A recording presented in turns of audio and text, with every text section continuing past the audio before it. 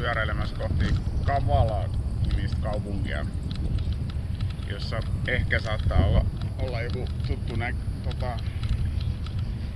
vastassakin. Saa nähdä, onko sillä aikaa. Kyllä tässä niinku pyörä on nyt saanut taas näytellä ihmisille, ja se on tietysti niinku mulle se kaikkein tärkeä asia, että saa niinku vaan sitä esiteltyä että miltä se näyttää ja millaista se on. Että kaverit tietysti ajattelee, että se on se, että täytyy vaan mahdollisimman paljon edullista keskikaljaa juoda, mutta on tässä muutakin, että tosiaan tuo pyöräesittely, niin se on tärkeä juttu. Tässä nyt pyöräillään 130 wattia on niinku teho, mitä toi moottori ottaa, ja 130 wattia menee lataukseen, että tää on niinku tämmöistä pyöräreittiä melko tasasta, että saa niinku hyvällä avustuksella ajaa ja silti on niinku enemmän kuin yksi normaali laturi lataamassa, että puolitoista laturin verran. Melkein 2 laturin verran tehoa siitä, mikä lataa silti akkuukin. Et eilisen ton fiaskon jälkeen, niin se on ihan kiva ladata taas täyteen noin akut. Vauhti on 23 kilometriä tunnissa, et ihan sopiva meno. Joo, tässä on tällä teholla, niin tää on todella raskas pyörä, että tommonen 130 wattin teho niin jollain nojapyörällä tai kinnerillä niin oltais jo aika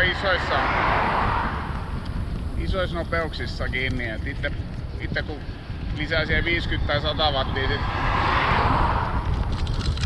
poljin tehoa, niin tässä tosiaan mennään semmoista 2-3, mutta sillä vanhalla pyörällä oltais 28 kilometriä tunnissa ja nojapyörällä kinnerillä jo tällä teholla, niin päästäisiin lähemmäksi 50 aika helpostikin. Ja jos kaiken paneelin teho on toi 260 wattia pistäis etenemiseen, niin tälläkin pyörällä mennään jo semmoista 3-5, että se, että sä tommosella Velomo kinnerillä pystyisit vetämään niinku 80, niin kyllä mä oon sitä niinku toivonut, että joku semmosen tekisi, ja varsinkin 2 tommosella samankokoisella paneelilla, niin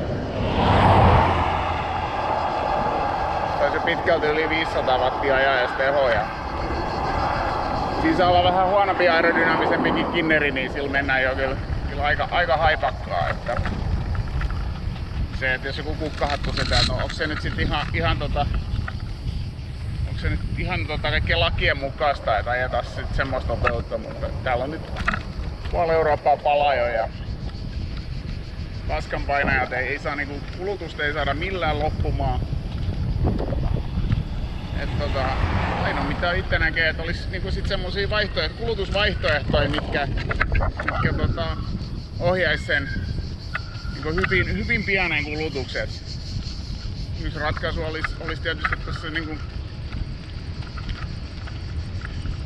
kollektiivinen päätös, että ihmiset saa käyttää vain tietyn määrän energiaa ja tehdä tiettyjä asioita. Et silloinhan niitä asioita saada eteenpäin, että tehdään niitä isoja päätöksiä, mutta tällä hetkellä näyttää aika pahalta, että Kreikassa on noin moottoritiet on täysin uudet, rakennettu isot moottoritiet, ja Puolassa on, mä kuvasin niitä, että kuinka paljon niitä uusia moottoriteitä, mitkä menee pitkin poikin Puolaa. Helvetinmoisia moottoriteitä rakennetaan, ja no mitä se tarkoittaa? Kulutus lisääntyy. Mitä se tarkoittaa?